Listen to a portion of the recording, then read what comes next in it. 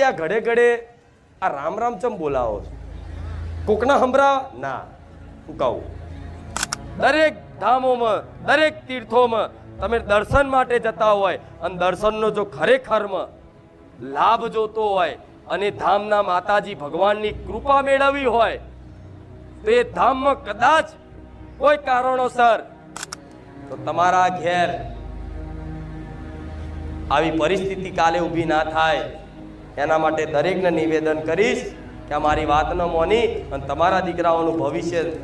સારું કાલ થાય, ઉજ્જવળ થાય ને એના માટે અનદેખું કરીને તમારી માં તમારી પર રાજી રહેતી હોય ને